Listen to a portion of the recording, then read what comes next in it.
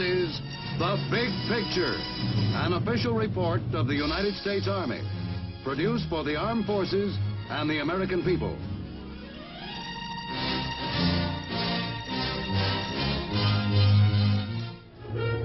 In this post-war era of tension and conflict, American soldiers have had to take up posts all over the world. Today, they stand by their guns in silent readiness. All humanity prays they will never be needed. But until nations learn to live together in peace and in harmony, these guns and these missiles must remain poised. At home, Americans may feel secure, for everywhere their soldiers are on guard, listening to the wind with electronic ears, scanning the horizons with electronic eyes, alert to discover the first faint traces of sudden enemy movement. The men of the U.S. Army, standing between you and unexpected attack. And it is upon these men that all America must rely. The men behind the new electronic equipment, the men behind the guns. In most of the stories you've seen on The Big Picture, we've tried to show you the overall concept and activities of the United States Army.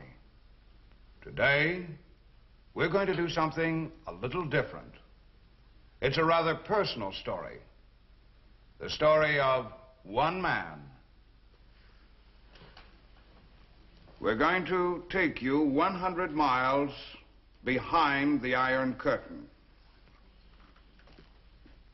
to Berlin, to the 6th Infantry Regiment, to meet First Sergeant Richard B. Galland, a career non-commissioned officer, one of the hardcore of NCOs who play an indispensable part in keeping the U.S. Army the greatest fighting team in the world. I am First Sergeant Richard B. Galland, U.S. Army. This is my home, Berlin, East Germany. It's a quiet city with broad streets, monuments, a lot of places for a GI to visit. We think it's good duty. My outfit's the 6th Infantry Regiment. It's a pretty sharp outfit, too. We have to be sharp because we're a show unit. Every day, all over Berlin, we're on public display. We're constantly under inspection by the eyes of the German civilian population. The Germans have a tradition of fine soldiering. We're showing them that we're the best.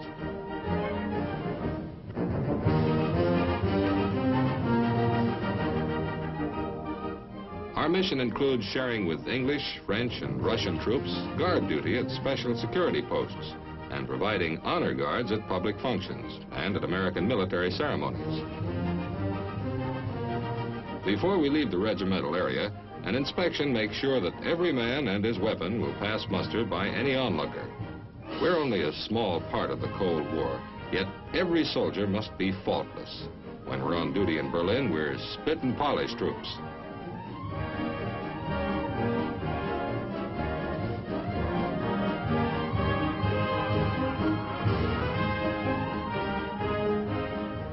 To a German, a soldier's appearance is the key to his character.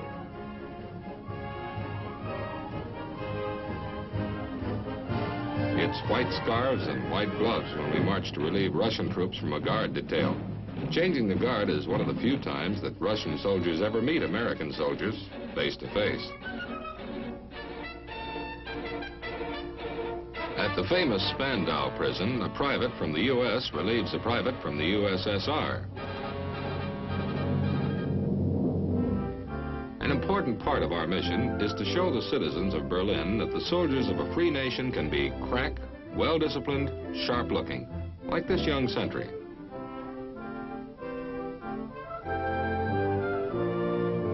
Keeping the 6th Infantry Regiment up to the high standards demanded requires hard work, patience, and sound planning. I'm going to show you something about how the 6th is run. I know quite a bit about this. You see, I've been First Sergeant here for 3 years. Every month, the regimental commander, Colonel Walker, calls a special meeting of the regiment's top NCOs. He goes over military matters from discipline to personal appearance. making sure that there are no slip-ups, and making sure that every man understands the importance of being stationed in Berlin. In this conference, all of us are master sergeants, and some of us are top kicks, first sergeants. That's me on the left, Richard B. Galland. I'm regular Army, saw my first uniform back in World War II, and I'm proud to say that this outfit is one of the best I've ever served with. My company is C Company, Charlie Company. Our workday begins at 07:30. For me, that means being at my desk.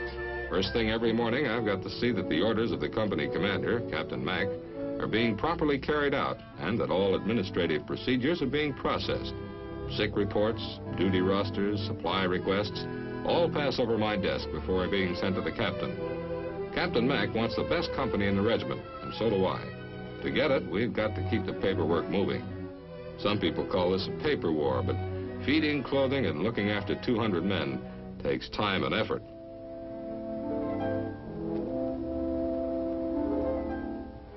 By the time the orderly room is squared away, it's time for me to begin morning inspection. The men of the 6th Infantry Regiment keep their quarters pretty sharp, but when you've been inspecting barracks as long as I have, you know that there are always some imperfections which need correction. Like this badly worn boot that could cause some soldier lots of trouble on a long cross-country march.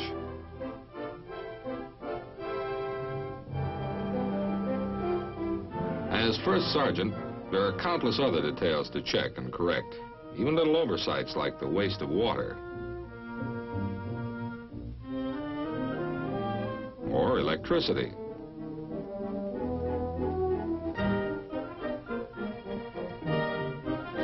About 08:30 every morning, after the administrative routine and inspection, I usually take a coffee break with as many of my NCOs as are free. It's a good habit. We get a breather and a chance to talk things over. It's the only time all day that we can all get together.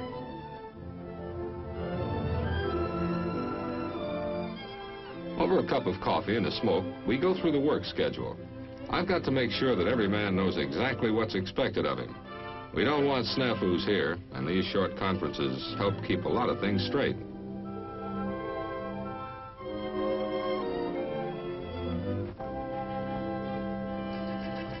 For the men in the company, those who aren't on duty in the city, we maintain a constant training program. We're infantry troops, and that means we stay in shape. Because we're behind the Iron Curtain, we've got to be alert should we be called upon in any emergency. So it's important that we keep the men in top condition at all times.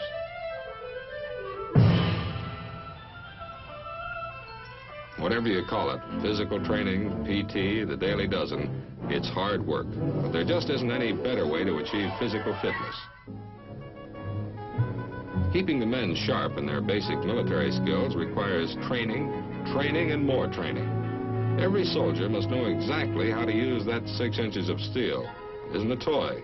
It takes good judgment and practice to handle it properly.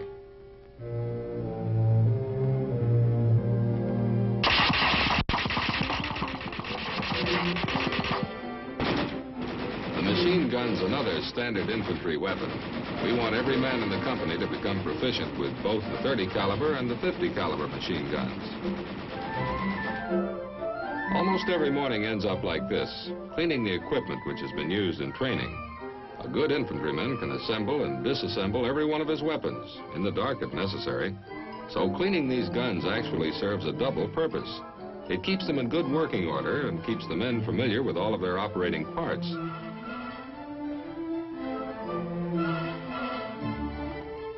Being first sergeant means staying close to the men.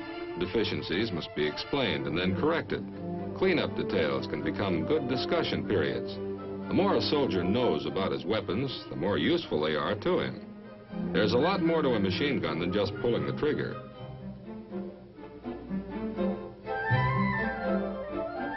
Sometimes it seems like a heavy load, but it's a real pleasure to work with the kind of men we've got in this company. They're good soldiers, and they're eager to do what's expected of them.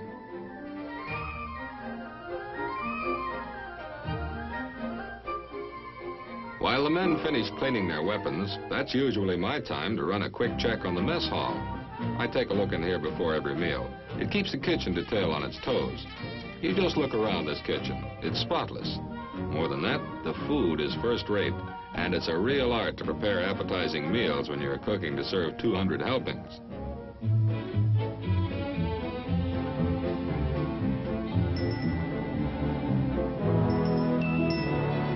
Watermelon, cold and fresh. We get food from all over Europe. When you work men hard, and we do, the food they get means a lot, and the food supplies we're issued are prime quality and with plenty of variety. And our kitchen staff can really turn out some fancy cooking.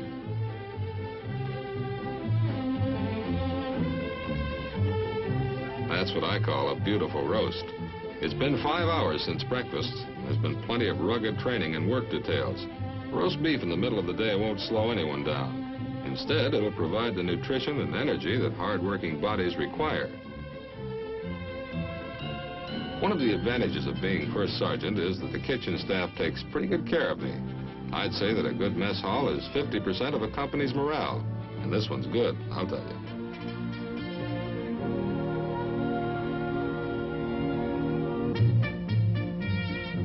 We run what's called a family-style mess. It's as attractive and comfortable as we're able to make it. Chow time is a good opportunity to check with the men on impersonal matters. There's more to Army life than just drilling or training. Good morale is a constant objective. At the same time, I can almost always spot a man recently returned from leave.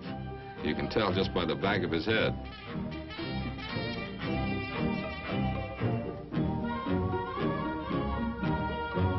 My chow time, and I relax. When you've spent all morning answering questions in the orderly room, checking the training program, and being constantly on the move, it's good just to eat quietly and read. Moments like this are too few in my day. But it never works out. There's always something to disrupt the peace and quiet. I'm always hoping it's something that'll wait till after lunch, but somehow it never is.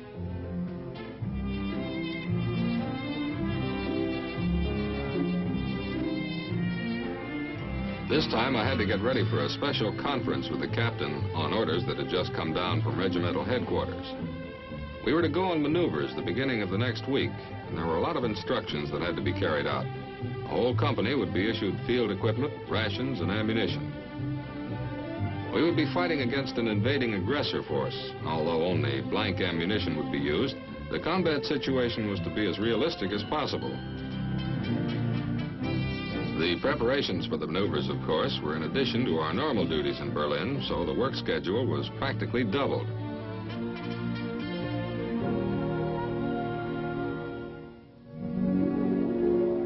At the same time, as first sergeant, I had other duties of my own to attend to. When one of my men needs an emergency leave, I try to help him get it. A soldier who's worried or unhappy because of sudden illness or tragedy at home can't carry out his job properly. Through the International Red Cross, the Army tries to get troubled soldiers back home as quickly as it can be done.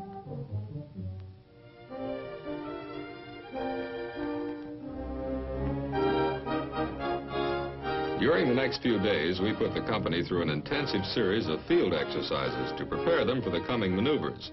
Our regiment is being reorganized for atomic warfare under the new Pentomic Table of Organization. With an emphasis on more firepower and less manpower, smaller groups of men are learning to do bigger jobs.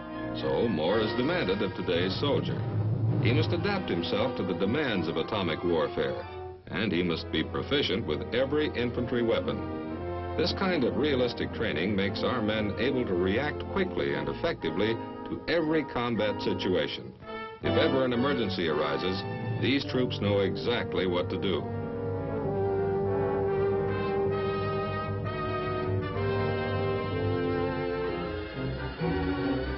And they know how to use these weapons in a hurry.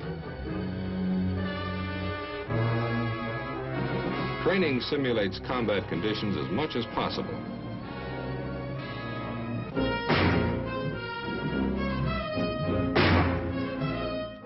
The regiment's training program serves a definite purpose. A soldier can get out of shape in a few weeks. He can forget little details about how his equipment works, little details that might be vital in an emergency. but with the help of regimental instructors, errors are noted and corrected. Field training is an indispensable part of military instruction.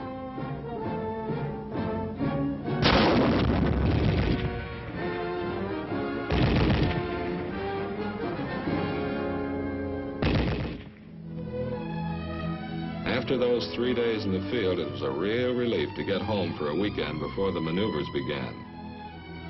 These are 3 of my 4 little girls, Jenny, Linda, and Helen. It's quite a welcoming committee. There's usually some welcome mail from the folks, too. Some of the other NCOs kid me about my house full of women, but when I've spent all week overseeing the activities of a company, a weekend with the family is about the greatest thing I know.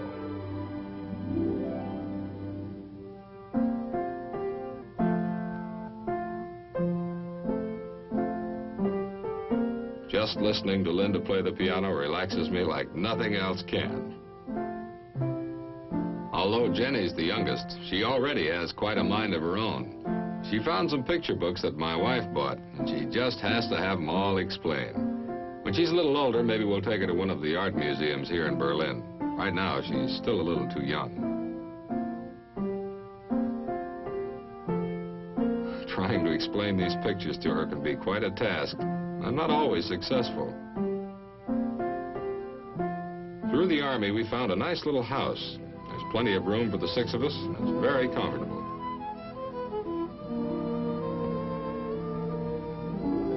I consider myself pretty lucky. Being an American, the career I've pursued in the Army, we've got a lot to be grateful for. Thanking God for all of our blessings seems natural to us. Our family's traveled all over the world, and sometimes it's been hard. But wherever we've gone, we've had this with us, and it's always pulled us through. The weekend and some off-duty time, I take it easy. One thing about the Army, there isn't a single sport in the U.S. that we don't have right here. There's even a bowling alley not far from camp. Before the kids came, I used to bowl 4 or 5 times a week.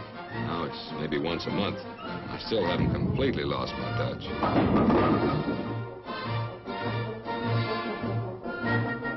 There's golf, too, but the way my buddies play, they'd be better off in a miniature golf course than out here. The weather in Berlin, which is about the same as in New England, is great for football. We've got a regimental football league in which every company is represented. My wife and the kids like these games because there's really plenty of spirit. The play isn't exactly professional, but the boys get out and give it a real college try. The big games are on Saturday afternoons. Sometimes the whole regiment is out to watch. This is one place, I'm sorry to say, that Charlie Company doesn't always shine.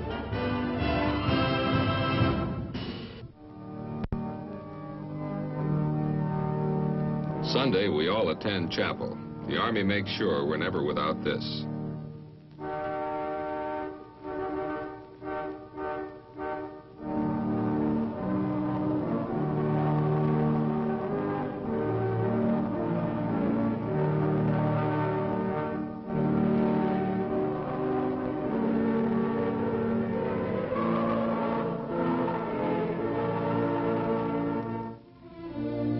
After chapel is a good time to look over Berlin. Although much of the city was destroyed during the war, there are still plenty of places to visit. After all, this city goes back more than 1,200 years. That's the amphitheater where the Olympics were held in 1936, and our Jesse Owen ran off with the show.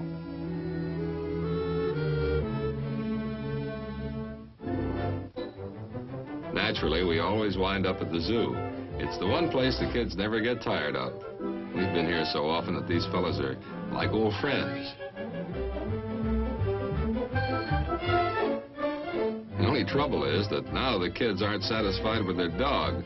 What they really want is a baby seal, which we could keep in the bathtub.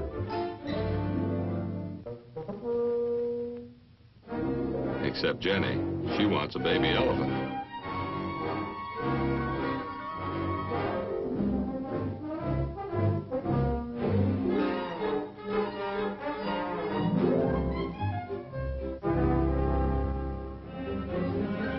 Big day, Monday, an hour before dusk. The regiment began moving out for maneuvers.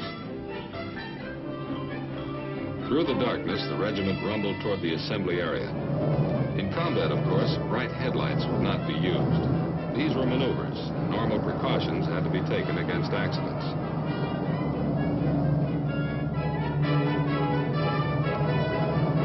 That night movement brought back memories of World War II convoys to many of us.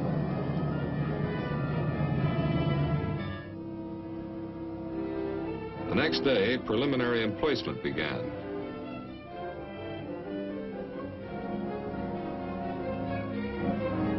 We dug in and installed communications. Each soldier had his job and knew exactly what was expected of him.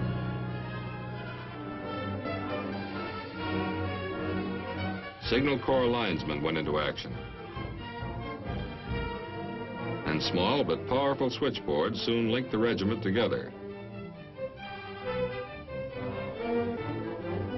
At the same time, Captain Mack went over detailed plans for the maneuvers. He assigned each platoon its mission during the company attack on the aggressor-held positions. Our defensive perimeter was secured without incident. The countryside lent itself well to cover and concealment.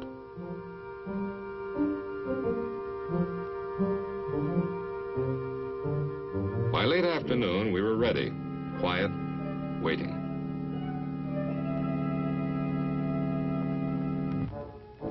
During our preparation, forces of the mock aggressor army were moving into their positions. Using tanks and armored personnel carriers, they concentrated their troops in key consolidation points.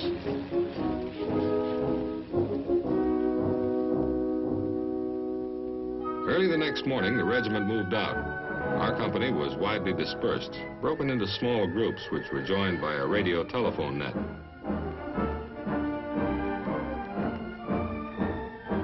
This is the best training in the world. There's no better way to really teach men to overcome obstacles of terrain and weather. As first sergeant, I moved out with the squad. The stream was cold and the bottom was slippery. On both sides of us, other small teams were fording the stream.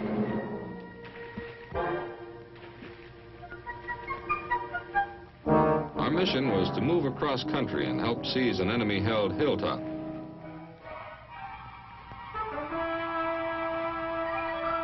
As we approached the objective, mock explosions made the situation more realistic. Employing standard infantry tactics of fire and maneuver, we closed on the objective.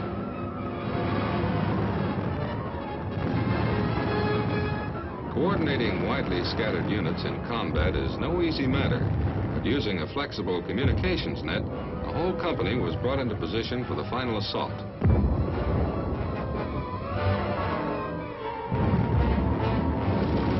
Our regimental armor was leading the way.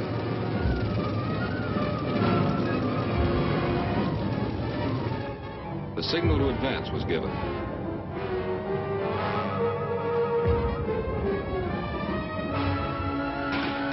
Everything the men had been taught, all the intensive training was now being tested to see how much the men had gained and how they would use it.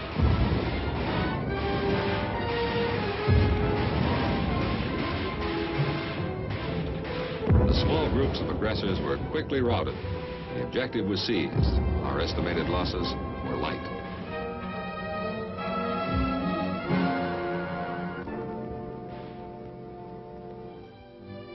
Maneuvers were a success. A tired but proud company of men headed back for the assembly area. Take a look at Charlie Company. They stand straight, march tall. Turning out soldiers like these makes the hard work well worth it.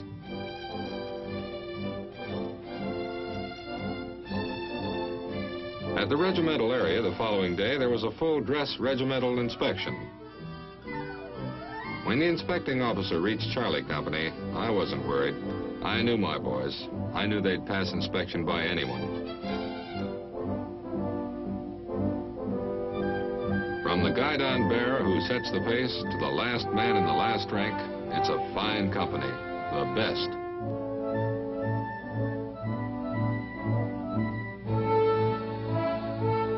We've got soldiers in this outfit from every section of the USA, north, south, east, west. Some are regular Army and some are draftees serving their tour of active duty. But they're all doing a job. Some may be young, but they're all men. Men from Omaha, Nebraska, and from New York City. And they're good soldiers. They stand ready to serve their nation wherever and whenever they're needed.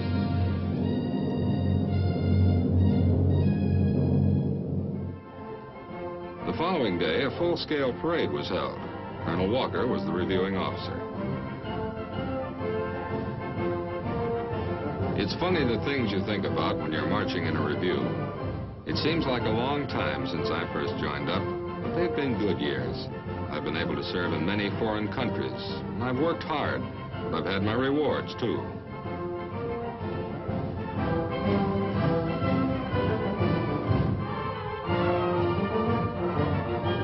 A lot of it has been challenging, but I've always enjoyed the ingenuity and humor found within the Army. Then, too, there's the satisfaction that comes with being part of a great organization. I see all these, and I know they're part of my outfit. The cadence of the march, the rumble of the tanks, the sound of the band, and the beauty of our country's colors. It gets me every time.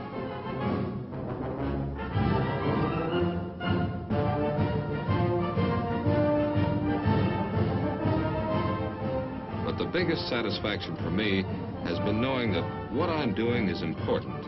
It's a job that really has to be done. It makes me proud. Proud to be a member of my company and my regiment. Proud to be a member of the United States Army.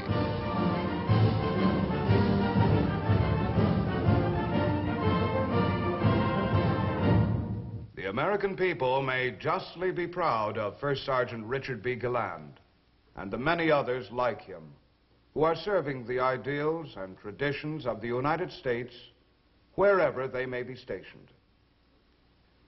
Now, this is Sergeant Stuart Queen, inviting you to be with us again for another look at your Army in action on The Big Picture. The Big Picture is an official report for the armed forces and the American people. Produced by the Army Pictorial Center.